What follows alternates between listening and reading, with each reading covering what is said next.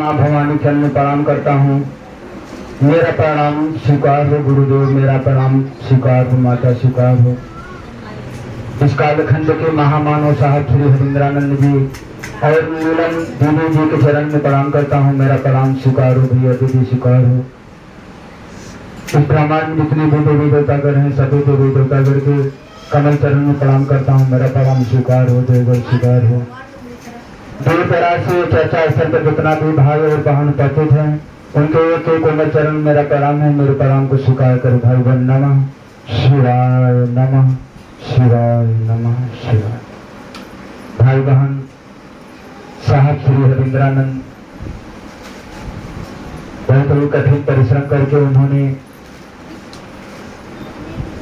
3 सूत्र को प्राप्त किया और 3 सूत्र को उन्होंने जनमानस में उन्होंने बांट दिया। भाई बहन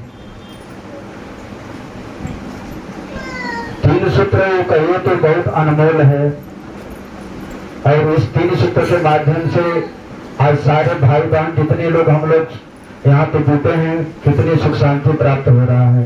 धन्य है साहब श्री हरिंद्रानंद जी और नीलम दीदी जी जिन्होंने बहुत ही संघर्ष करके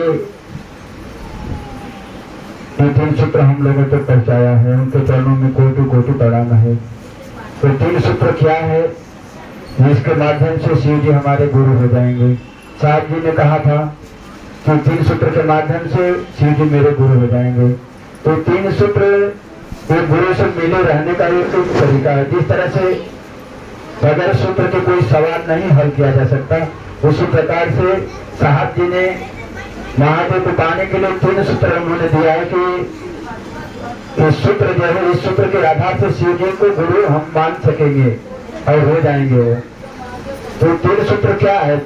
पहला सूत्र है हाथ की कटोरी आप बनाइए, हृदय से अपने लगा लीजिए और मुख संवाद करना है, यानी बगैर बोले अपने गुरु से बात करना है। मुख संवाद यानी कि बगैर बोले अंतरात्मा अपने हृदय में कहना है कि हे शिव आप मेरे गुरु हैं, मैं आपका शिष्य हूँ, मेरे शिष्य पर दया कर दीजिए। इसको भी ढक करके कहना है। जिस तरह से गमछा या तौलिया है या आंचल पाना है तो अपना इस तरह से ढक लेंगे। तो ढक करके कहना है कि हे शिव आप मेरे गुरु हैं, मैं आपका शिष्य हूँ, मेरे शिष्य पर दया कर दीजिए।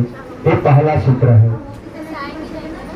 अगर गुरु पाना है तो कहेंगे कि हे शिव आप मेरे गुरु हैं, मैं आपकी शिष्य हूँ, मेरे शिष्य पर दया कर दीजिए।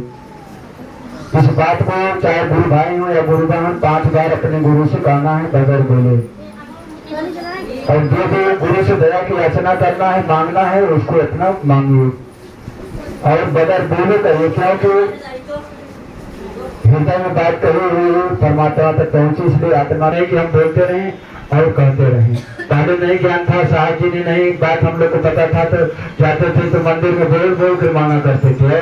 हाथ की कटोरिया नहीं न गमछा फैलाते थे बल्कि हाथ जोड़ करके कहा करते थे। और लोटा का तेनी उलट देते थे जल चढ़ा करके, लोटा का तेनी उलट देते थे, वो भी उल्टा कर देते थे। भला कुछ जगह मिल मांगने के लिए तो भी आए। तो दूसरा सूत्र है कि जो भी अपने गुरु से दया में मांगते हो आप, या आपको लाभ हो गया, गुरु से ज्ञान आया है, आपको गुरु से गुरु प्राप्त हुआ है, अंगूठियां मिली है, उसको एक दूसरे भाई बहन से बताइए।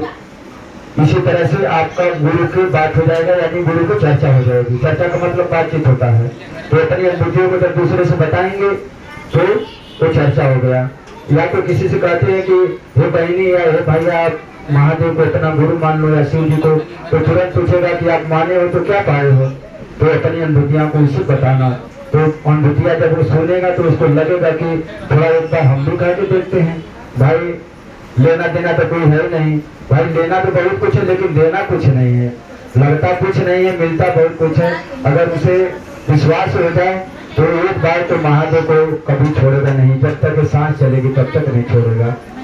और तीसरा सूत्र है अपने गुरु शिव जी को प्रणाम करना है मंत्र द्वारा। पंचाक्षरी मंत्र है,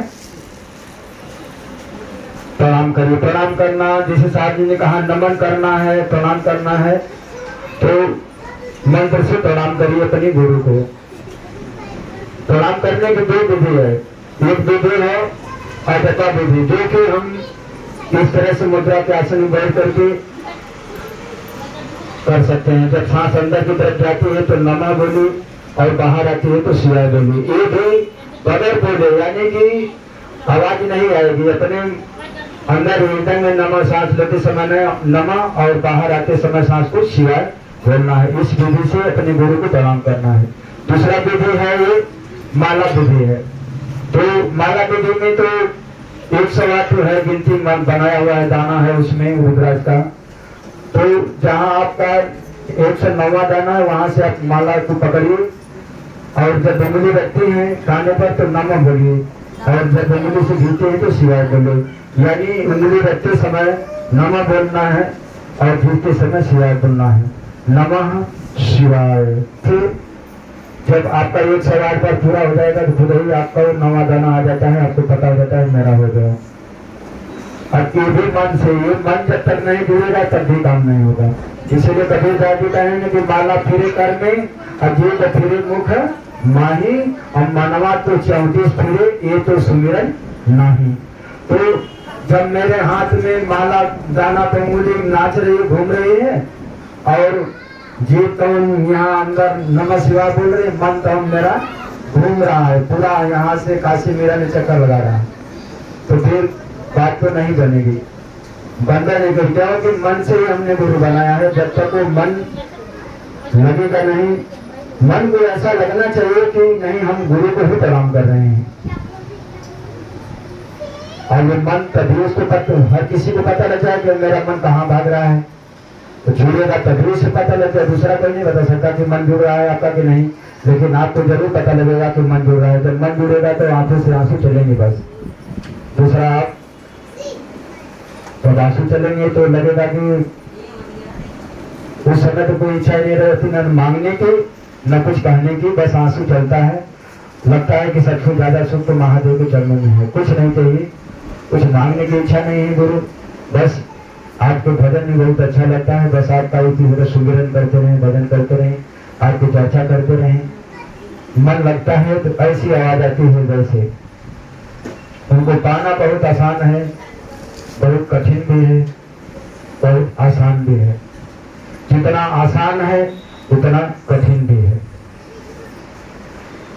और इतना दिन तक धन्य है साहब जी जो ऐसा नियम हम लोग को बता दिए उन्होंने कि उस नियम से तो हम पा ही जाएंगे, क्योंकि हम तो कुछ मानते ही नहीं थे कि ऐसा होता है। क्या भगवान दया करेंगे? भगवान दिखते नहीं है, भगवान को कोई अब बहुत सारे भ्रम रहा करते थे। पहले भ्रम तो तकलीफ है, इतना रो रहे हैं, गा रहे हैं, कोई सुनने वाला नहीं, भगवान होते सुनते नहीं, इसके भी पूजा पाठ कर रहे हैं तब दोनों यार आराम रहा है। यही महादेव को अगरबत्ती धूप देता था, कोई फर्क नहीं। तो धन्य है वो साहब जी और नीलम दीदी जिन्होंने इतना परिश्रम करके इस जनमानस में जा करके घर घर में दरवाजे को खटखटा करके इस संदेश को पहुंचाया है। और अब तो सारे भाई बहन मिलजुल करके महादेव के काम को आगे बढ़ा रहे हैं कि हर भाई बहन से बताने का काम करना है। अब हम सुखी हो गए तो मन कहता है कि मैं बहुत भोग रहा था, बहुत परेशान था, देखिए महादेव कहाँ से कहाँ ला दिए हमको। कितना जीवन में पहले संघर्ष था, रोज मन करता था कि साला जान दे दे जाके, कहीं जीना बेकार है, ऐसा लगता है। घर से गृहस्थी तंग आकर के मन करे कि जान दे दे, ऐसा जीवन। बाकी क्या करे, जान भी नहीं दे पाते थे। एक दिन बीता, दूसरा दिन फिर वही हाल, फिर तीसरा दिन वही हाल।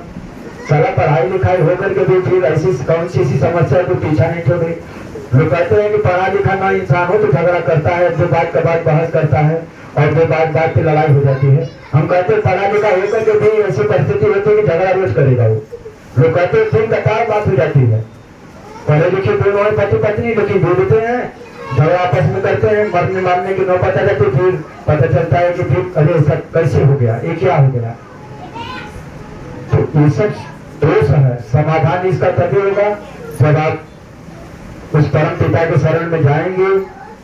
आपका ये भोग है, आज का जो आपने किया है वही आपका भोग बनकर सता रहा है, आपको चैन नहीं है।